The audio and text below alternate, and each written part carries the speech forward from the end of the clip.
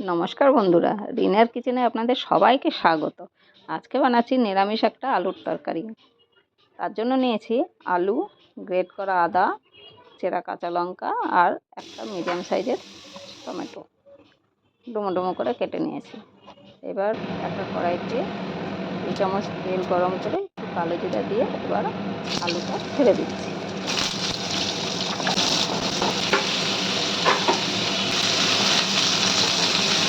এবার দিয়ে দেবো একটু লবণ, স্বাদ মতো লবণ দেবো।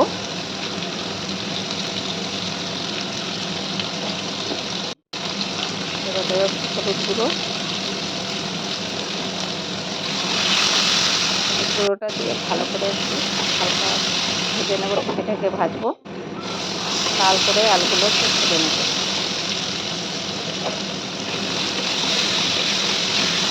এবার দিয়ে দেবো চেরা কাঁচা লঙ্কা আর দেবো গ্রেট করা আদাটা। এবার নেড়ে চেড়ে নিয়ে ডুমো ডুমো করে কেটে রাখা টমেটোগুলো দিয়ে দেবো। আর এই কাঁচা লঙ্কা দুটো পরে দেবো।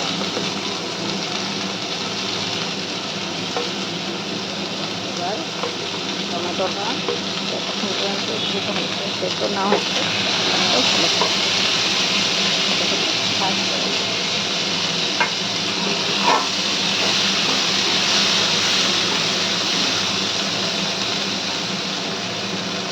এবার দেবো একটু ধনিয়া গুঁড়ো,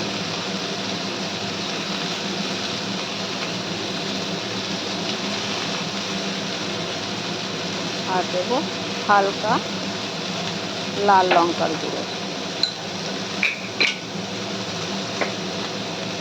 অল্প করে দেবো, কেন কি কাঁচা লঙ্কা দিয়েছি তো,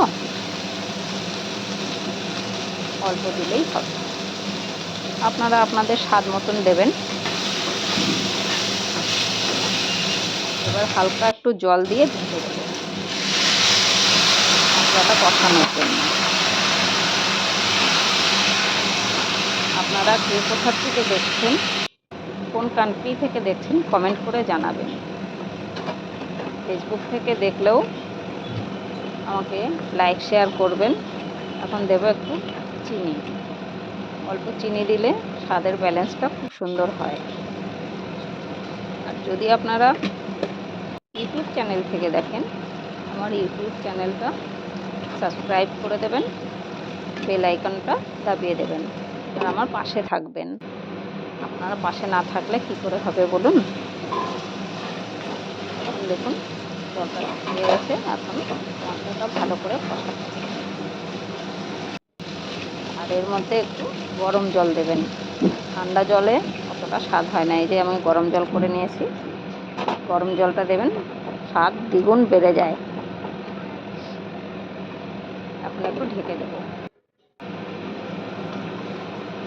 এখন হয়ে এসছে, এখন একটু ধনেপাতা কুচিয়ে নেব, ধনেপাতা কুচিটা একটু দিয়ে দেবো, দিয়ে আবার একটু ঢেকে দেবো।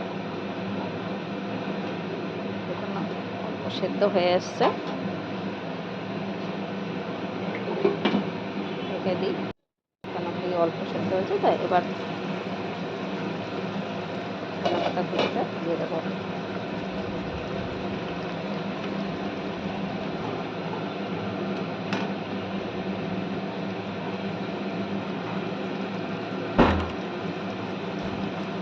আর এই যে ধনেপাতা কুচিটা দিলাম আর এই যে লঙ্কা দুটো, এই দুটোও আপনি দিয়ে দেবেন। এবার আবার একটু নেড়ে চেড়ে ঢেকে দেব। এরকম নিরামিষ সবজি লুচির সঙ্গে তো খুবই জমে যায়, রুটির সঙ্গেও খুব ভালো লাগে। আপনারা একটু খেয়ে দেখবেন কেমন লাগে। আর আপনারা আমার পাশে থাকবেন, আগের ভিডিওতে আপনাদের সবার প্রথমেই নোটিফিকেশনগুলো পৌঁছে যাবে। সেইভাবে আমার হয়ে গেছে, গ্যাসটা বন্ধ করলাম। আগের ভিডিওতে দেখা হচ্ছে। টাটা।